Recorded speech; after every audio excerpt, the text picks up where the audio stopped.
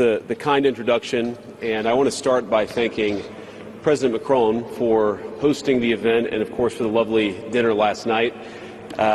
During the dinner, President Macron looked at me and asked if I would like to speak, and I said, Mr. President, I'm here for the good company and free wine, but I have to earn my keep today. And I, of course, want to thank Prime Minister Modi for being here and for co-hosting the summit, for all of you for participating.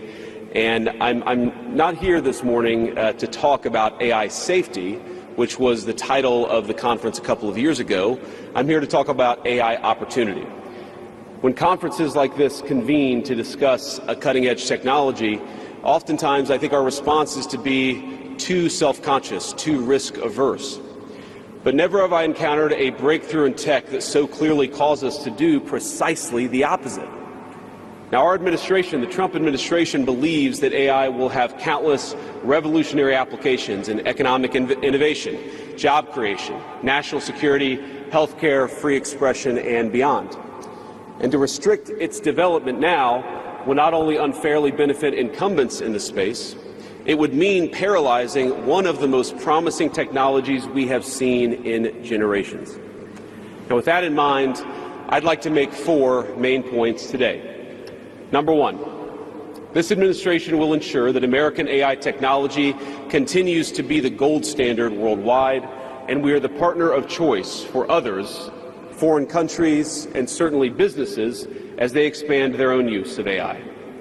Number 2, we believe that excessive regulation of the AI sector could kill a transformative industry just as it's taking off, and will make every effort to encourage pro-growth AI policies.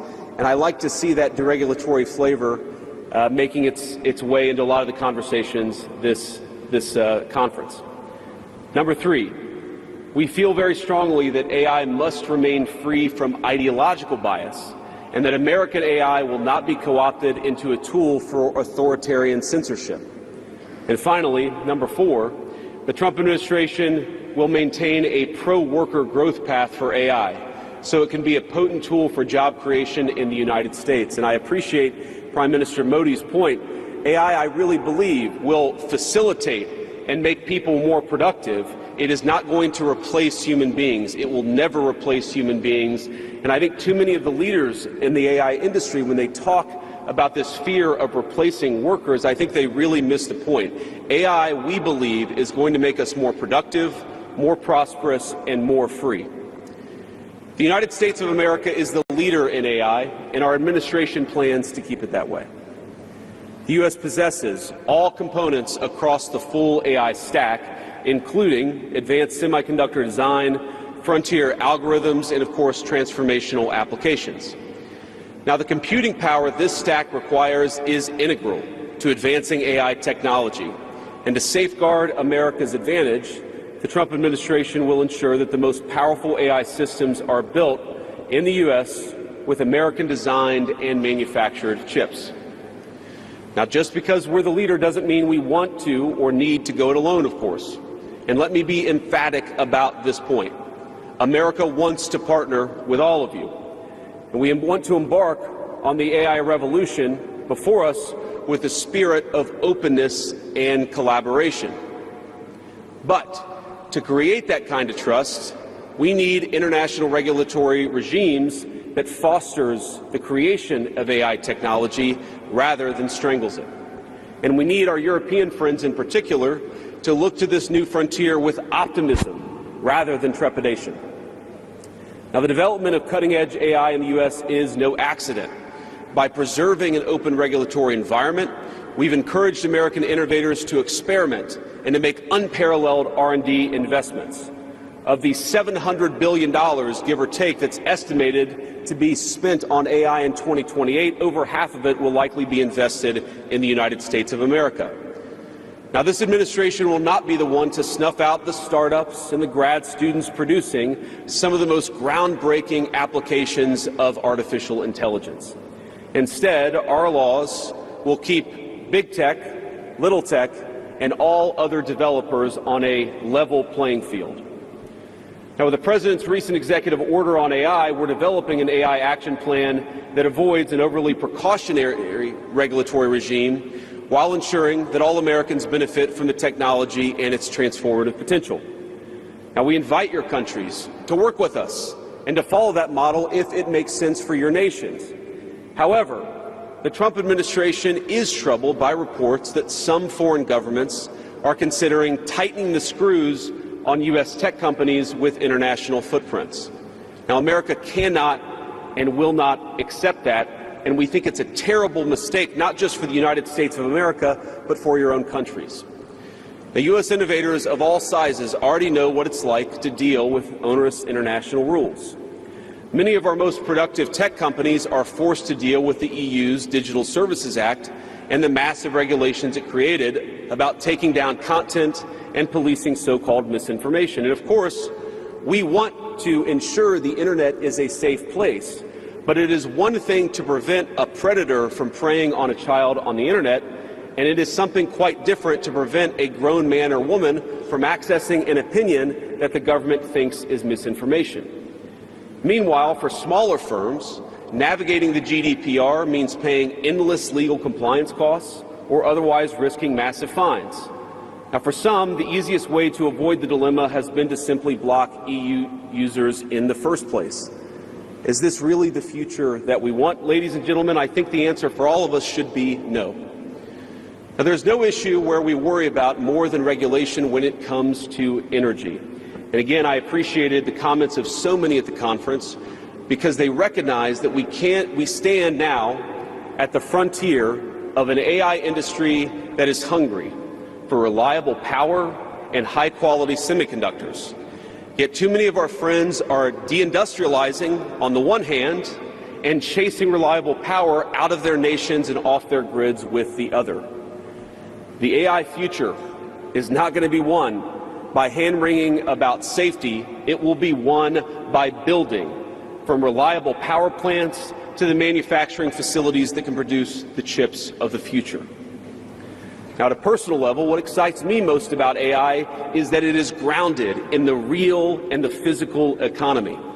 The success of the sector isn't just a matter of smart people sitting in front of a computer screen and coding. It depends on those who work with their hands, even as robotics will change our factories. It will certainly make our healthcare providers better at treating diseases, but it will also depend on the data produced by those healthcare providers, by those doctors and nurses.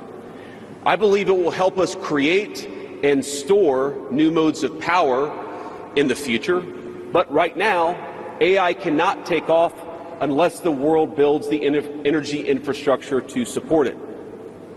Now, it's my view that tech innovation over the last 20 years has often conjured images of smart people staring at computer screens, engineering in the world of bits. But the AI economy will primarily depend on and transform the world of atoms. Now, at this moment, we face the extraordinary prospect of a new industrial revolution, one on par with the invention of the steam engine or Bessemer steel. But it will never come to pass if overregulation deters innovators from taking the risks necessary to advance the ball. Nor will it occur if we allow AI to become dominated by massive players looking to use the tech to censor or control users' thoughts. And I'd ask if you step back a moment and ask yourself, who is most aggressively demanding that we, meaning political leaders gathered here today, do the most aggressive regulation? It is very often the people who already have an incumbent advantage in the market. And when a massive incumbent comes to us asking us for safety regulations, we ought to ask whether that safety regulation is for the benefit of our people or whether it's for the benefit of the incumbent. Now, over the last few years, we've watched as governments, businesses, and nonprofit organizations have advanced unpopular and, I believe, downright ahistorical social agendas through AI. In the U.S., we had AI image generators trying to tell us that George Washington was black or that America's doughboys in World War I were in fact women.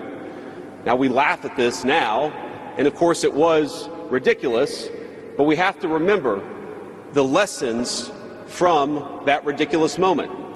And what we take from it is that the Trump administration will ensure that AI systems developed in America are free from ideological bias and never restrict our citizens' right to free speech. We can trust our people to think, to consume information, to develop their own ideas, and to debate with one another in the open marketplace of ideas. Now, we've also watched as hostile foreign adversaries have weaponized AI software to rewrite history, surveil users, and censor speech. This is hardly new, of course. As they do with other tech, some authoritarian regimes have stolen and used AI to strengthen their military, intelligence, and surveillance capabilities, capture foreign data, and create propaganda to undermine other nations' national security. I want to be clear. This administration will block such efforts, full stop. We will safeguard American AI and chip technologies from theft and misuse, work with our allies and partners to strengthen and extend these protections, and close pathways to adversaries attaining AI capabilities that threaten all of our people. And I would also remind our international friends here today that partnering with such regimes, it never pays off in the long term. From CCTV to 5G equipment, we're all familiar with cheap tech in the marketplace that's been heavily subsidized and exported by authoritarian regimes. But as I know, and I think some of us in this room have learned from experience, partnering with them means chaining your nation to an authoritarian master that seeks to infiltrate, dig in, and seize your information infrastructure. Should a deal seem too good to be true, just remember the old adage that we learned in Silicon Valley: if you aren't paying for the product, you are the product. Finally, this administration wants to be very clear about one last point.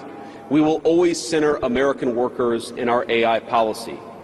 We refuse to view AI as a purely disruptive technology that will inevitably automate away our labor force. We believe, and we will fight for policies that ensure that AI is going to make our workers more productive, and we expect that they will reap the rewards with higher wages, better benefits, and safer and more prosperous communities. From law to medicine, manufacturing, the most immediate applications of AI almost all involve supplementing, not replacing, the work being done by Americans. Now, combined with this administration's worker-first approach to immigration, we believe that a U.S. labor force prepared to use AI to its fullest extent will instead attract the attention of businesses that have offshored some of these roles. To accomplish this, the administration will make sure that America has the best trained workforce in the world. Our schools will teach students how to manage, how to supervise, and how to interact with AI-enabled tools as they become more and more a part of our everyday lives. And as AI creates new jobs and industries, our government, businesses, and labor organizations have an obligation to work together to empower the workers, not just of the United States, but all over the country, all over the world. To that end, for all major AI policy decisions coming from the federal government, the Trump administration will guarantee American workers a seat at the table, and we're very proud of that. Now, I've taken up enough of your time, so I'd like to close with just a quick story. This is a beautiful country, President Macron, and I know that you're proud of it and should be. And yesterday, as I was touring Les Invalides with General Gravette with my 3 kids, he was kind enough to show me the sword that belonged to America's dearest international friend from our own revolution, of course, the Marquis de Lafayette. He let me hold the sword, but of course he made me put on the white gloves beforehand. And it got me thinking of this country, France, and of course of my own country, and of the beautiful civilization that we have built together with weapons like that saber. Weapons that are dangerous in the wrong hands, but are incredible tools for liberty and prosperity in the right hands. I couldn't help but think of the conference today. If we choose the wrong approach on other things that could be conceived of as dangerous, things like AI, and choose to hold ourselves back, it will alter not only our GDP or the stock market, but the very future of the project that Lafayette and the American founders set off to create. Now, this doesn't mean, of course, that all concerns about safety go out the window, but focus matters. And we must focus now on the opportunity to catch lightning in a bottle, unleash our most brilliant innovators, and use AI to improve the well-being of our nations and their peoples. With great confidence, I can say it is an opportunity that the Trump administration will not squander. And we hope everyone convened here today feels exactly the same. Thank you, and God bless you all.